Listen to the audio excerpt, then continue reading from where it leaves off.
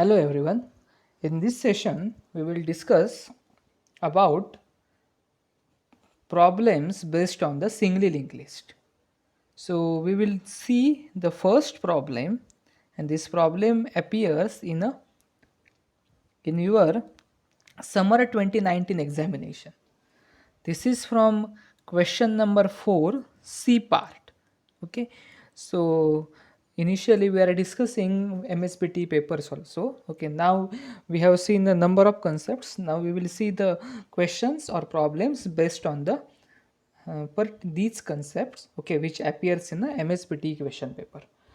So this is the question, okay, for 4 marks, and the question is create a singly linked list using data fields 15, 20, 22, 58 and 60, right? So this is the first part of this question, and the next part of the question is once you create a singly linked list, then the next latter part is search a node 22 in a given singly linked list, and you have to show the step by step procedure with the help of a diagram from start to end. So we will first solve this particular problem. So in this particular problem we are having a two parts. In the first part we have to create a singly linked list with given elements, and then the latter part, in the second part, okay, of this particular problem is we have to search for a particular node. So we have to actually perform creation of a linked list, as well as we have to search a node in a given linked list. So we want to perform these two operations on a given singly linked list. We first create a singly linked list, right? So if you want to create a singly linked list with the given data fields, how we will create a singly linked list? Okay, so they haven't mentioned any node as a header node or a start node. They haven't mentioned it. In such cases, we will treat the first node given in a question as a starting node or header node. Okay, remember this particular part. If they have mentioned a particular node as a start node or head node, then you can take that node as a starting node or head node. But if they haven't mentioned anything about that particular part, okay, or they haven't mentioned about the start node or head node of the given singly linked list, then what you have to do, you can follow the order, and the given order is 15, 20, 22, 58 and 60. It means that it is implicit, right? Okay, it is implicit that 15 is our starting node or header node. ठीक आहे. जर तुम्हाला question पेपरमध्ये जर दिलेलं असेल header node कोणता आहे किंवा स्टार्टिंग नोड कोणता आहे, तर तो नोड आपण स्टार्टिंग नोड म्हणून घेणार आहोत. आणि जर दिलेलं नसेल तर क्वेश्चन पेपरमध्ये ज्या ऑर्डरने एलिमेंट्स दिलेली आहेत ती ऑर्डर आपण काय करणार आहोत, फॉलो करणार आहोत. आता इथे कोणतीही गोष्ट मेन्शन केलेली नाही, त्याने फक्त क्रिएशन करायला सांगितलं आहे आपल्याला सिंगली लिंक लिस्टचं. मग जी ऑर्डर आपल्याला दिलेली आहे ती ऑर्डर आपण फॉलो करणार. आणि ऑर्डरप्रमाणे काय, 15 इज अवर स्टार्टिंग नोड. तेव्हा स्टार्टिंग कुठे असणार आहे, सिंगली लिंक लिस्टची 15. 15 नंतर कोणता नोड येतो, 20. 20 नंतर कोणता येतो, 22, then 58 and 60. It means that आता ज्या वेळेला आपण सिंगली लिंक लिस्ट बनवतो त्यावेळेला काय करतो आपण बघा, सिंगली लिंक लिस्टमध्ये आपण दोन गोष्टी आपण नोड बनवतो, राईट. आणि आपला नोड कसा बनलेला असतो, नोड हा डेटा आणि लिंक याच्या कॉम्बिनेशनने बनलेला असतो. Every node in a link list is consist of two parts, right. It consist of data part and it consist of link part. So data part is having actual value and link part is indication to a next node. If it is a singly linked list, then it is having a uniform, okay, single direction. एका direction मध्ये जाते singly link list. Doubly link list असेल तर दोन्ही direction मध्ये येते. ते आपण बघणार आहोत पुढच्या सेशनमध्ये. आपण doubly link list and circular link list बघणार आहोत. सध्या आपण फक्त सिंगली लिंक लिस्ट बघतोय. मग अशा केसमध्ये 15 हा डेटा आहे आपला आणि लिंक कुठे असणार आहे, नेक्स्ट नोडकडे. नेक्स्ट नोड कोणता आहे, 20. सिमिलरली ज्यावेळेला 20साठी आपण नोड बनवणार त्यावेळेला डेटा काय, 20. लिंक कुठे असणार आहे, पुढच्या नोडकडे, नेक्स्ट नोडकडे म्हणजे 22 कडे, and so on. So okay, on following this particular part we have created a singly link list. It is mention here. With given data fields, singly linked list is created as follows. 15 followed by from 15 node we are having a link to a next node, that is 20. From 20 it is given to 22, then 58 and then 60. From a 60, we don't have any node after 60. 60 is the last node. In that case, okay, link part of a node 60, node having a value 60 should be null. Okay, it should be null. You can write a null, or you can indicate by using a ground symbol, okay, or you can indicate by using some cross symbol. In last session we have used this cross symbol also. It is up to you.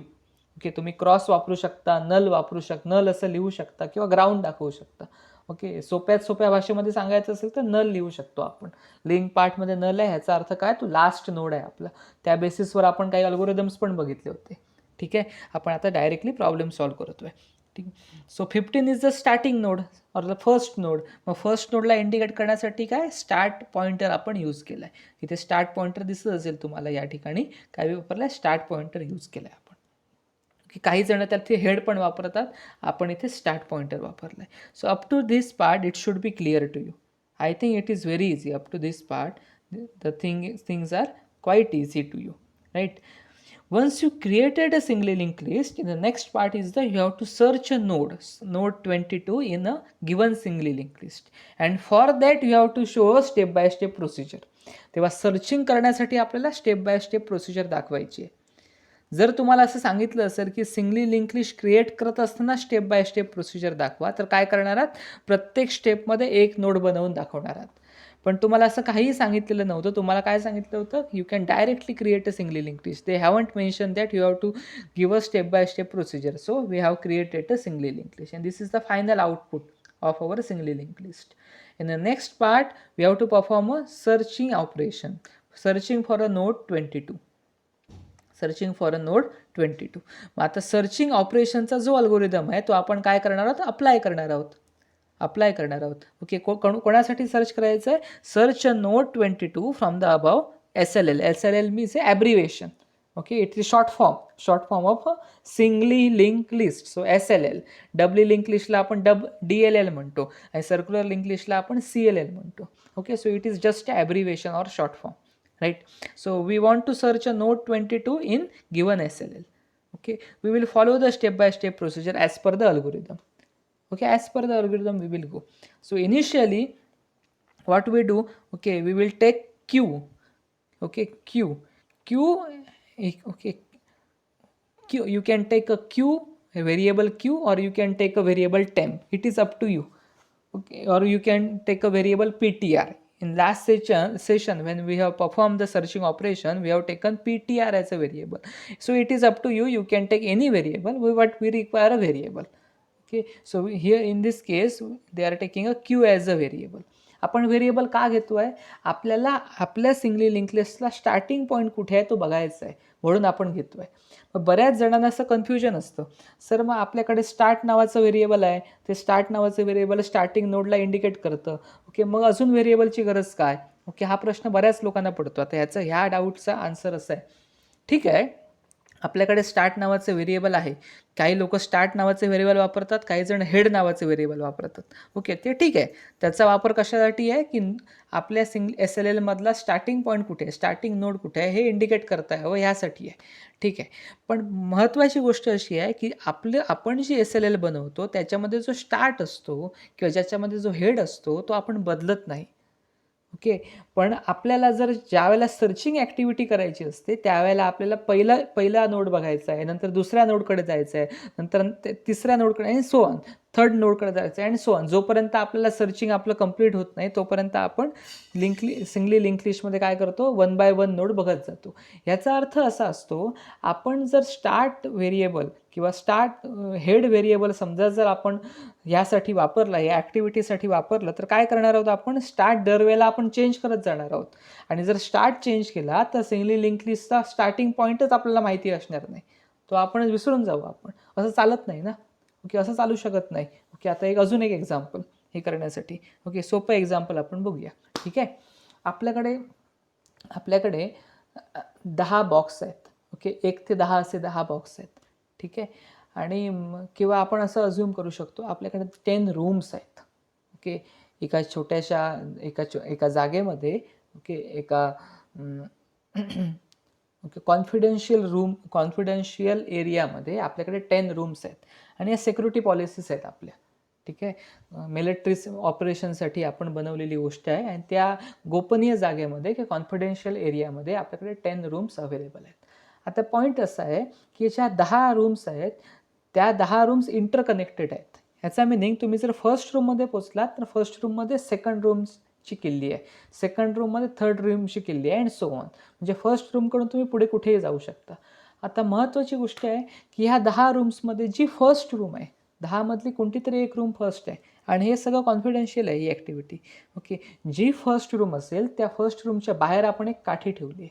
Okay, आपल्याकडे एक stick available आहे आणि ज्या व्यक्ती त्या particular military ऑपरेशनमध्ये काम करत आहेत, ओके, म्हणजे जे आर्मी पर्सनल आहेत त्या व्यक्तींनाच ही गोष्ट माहिती आहे की ज्या रूमच्या समोर स्टिक अवेलेबल असेल ती आपली स्टार्टिंग रूम आहे. ओके, त्याच्या व्यतिरिक्त ती गोष्ट कोणालाही माहिती नाही, कॉमन पब्लिकलाही माहिती नाही आणि बाहेरच्या व्यक्तींनाही माहिती नाही आणि त्याची आवश्यकता पण नाही, कारण सिक्युरिटी ऑपरेशन्स आहेत आपली सगळी.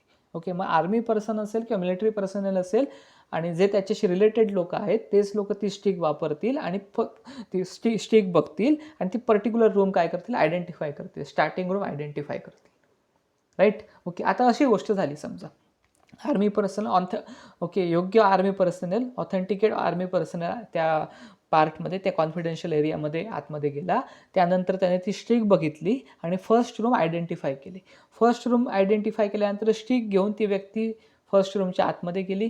ओके, त्याने आयडेंटिफाय केली, त्याच्याकडे किल्ली जी होती ती फर्स्ट रूमला अप्लाय झाली, ती व्यक्ती आतमध्ये गेली. आतमध्ये गेल्यानंतर फर्स्ट रूममधून सेकंड रूममध्ये जाण्याची वाट आहे ती समजली, त्याचा वापर करून ती व्यक्ती सेकंड रूमकडे गेली.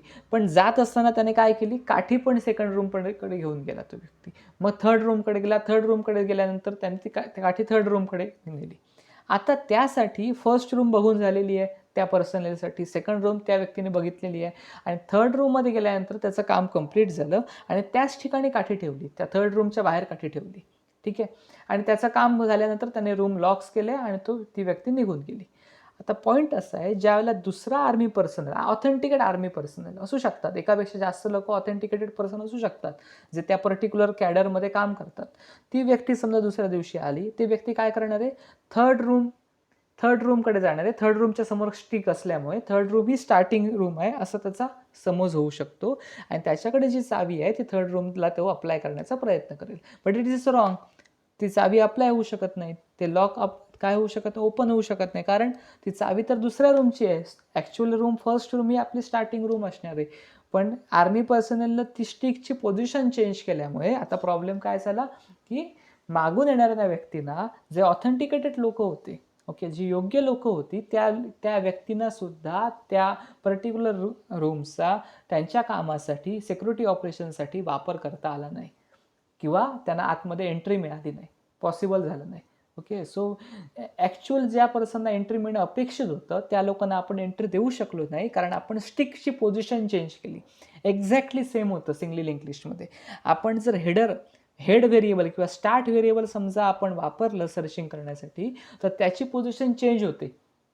सर्चिंग करत असताना ज्या ठिकाणी आपल्याला सर्चिंग कंप्लीट होतं त्या ठिकाणावर आपण नेऊन ते हेड व्हेरिएबल ठेवतो किंवा सर्च व्हेरिएबल नेऊन ठेवतो आणि एकदा त्याची पोझिशन चेंज झाली की ॲक्च्युअल स्टार्ट जिथे असला पाहिजे होता तिथून तो बदलला.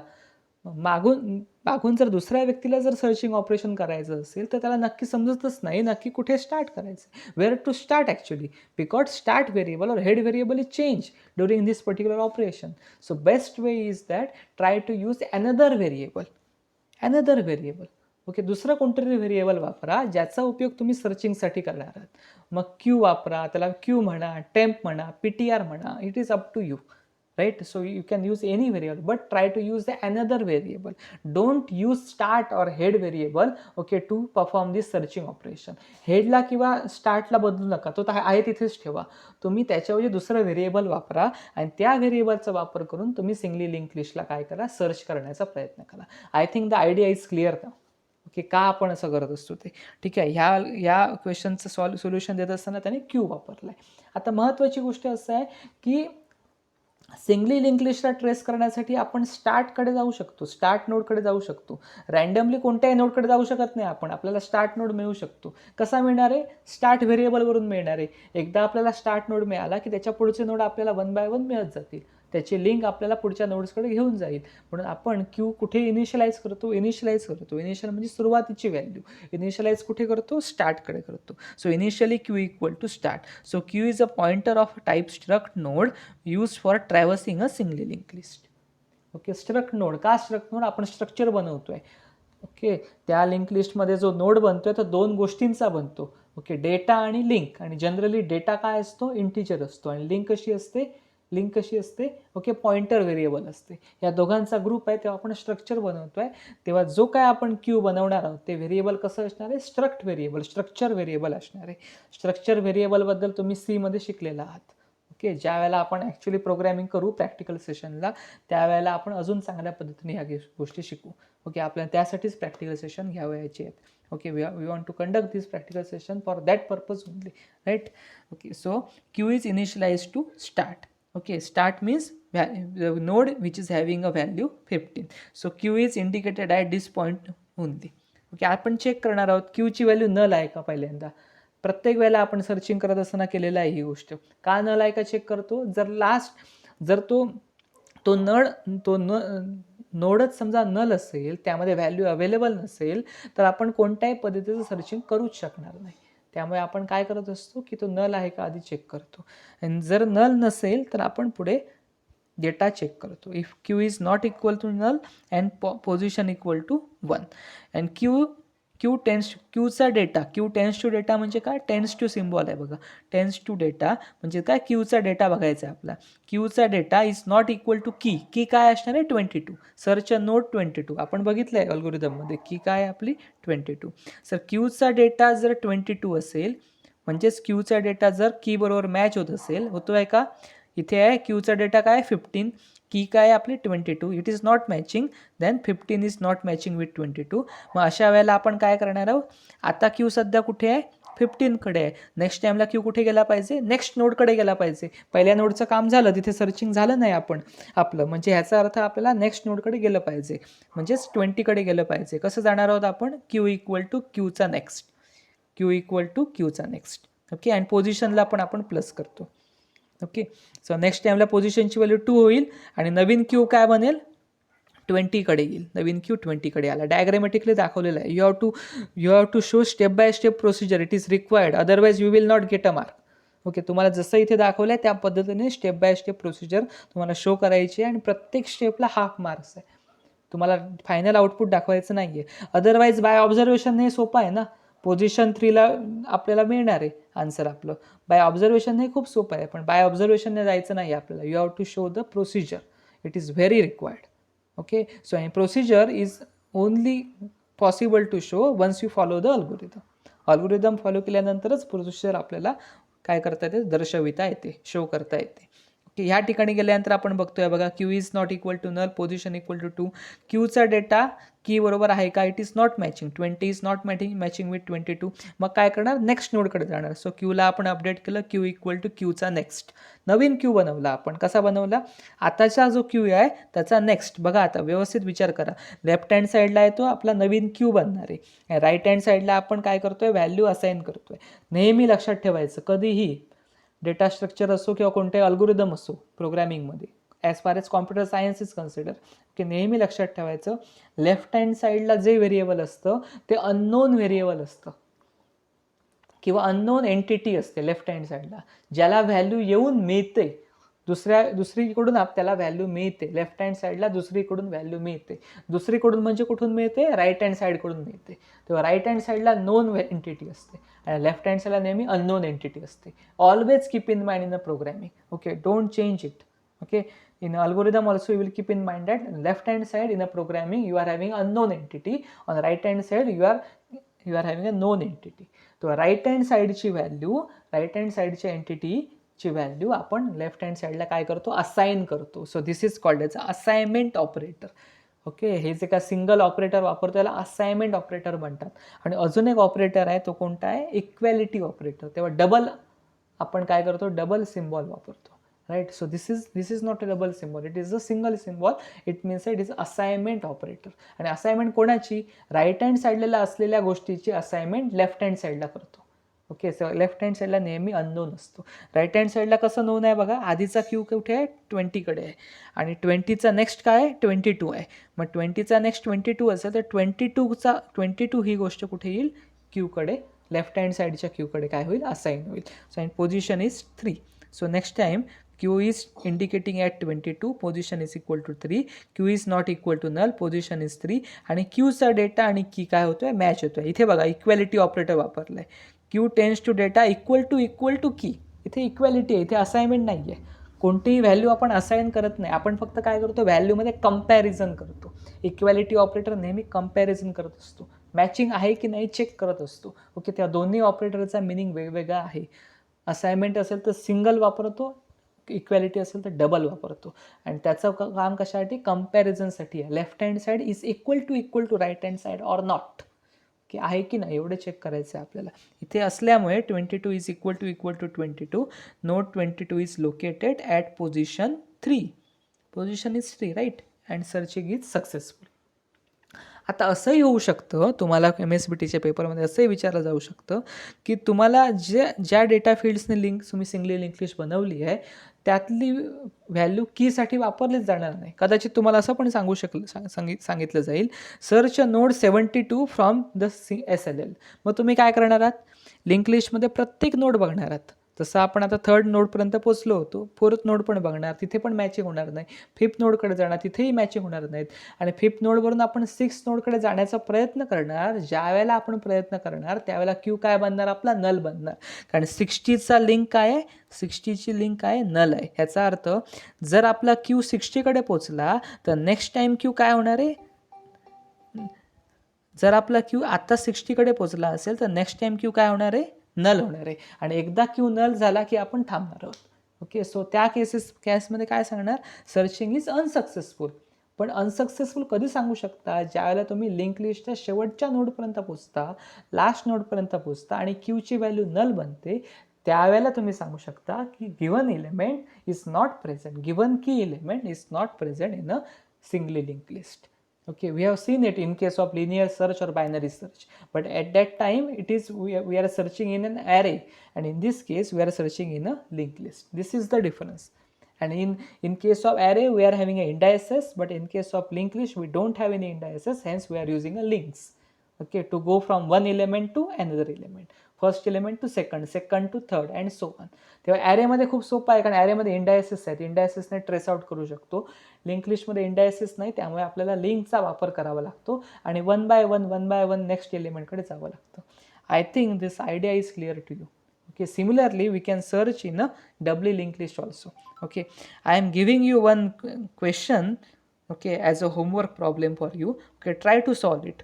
Okay, in the same question paper they have asked one more question, okay, on a singly linked list, and it's asked in a question number 6C. Again it is for a 4 mark, 6C in paper summer 2019. So it is, this topic is very important. Okay, and the question is, you can see on the screen, create a singly linked list using data fields 90, 25, 46, 39, 56. Okay, so this is the first part, and the next part is search a node 40 from the SLL and show step by step procedure with the help of a diagram. So the same problem is asked. Okay, just data fields are changed, but in this case the given element or key element is not present in a singly linked list. So your answer, last answer should be searching is unsuccessful and the given element is not present, but you have to show the step by step procedure. It is required. You cannot directly say that searching is unsuccessful, it is not there. Okay, you have to show the step by step procedure. It is given here, but try to solve it, okay, on your own. Okay, and then you should get the same answer, and this is your homework problem. Okay, try to solve in a notebook. Okay, once you come in a, as the college reopens, okay, you can come back to the college. Okay, at that time we will see it. Okay, so I will end this particular session. Okay, in the next session we will see some algorithms. Okay, and we will take few more problems, okay, from our MSBT question papers. Thank you all.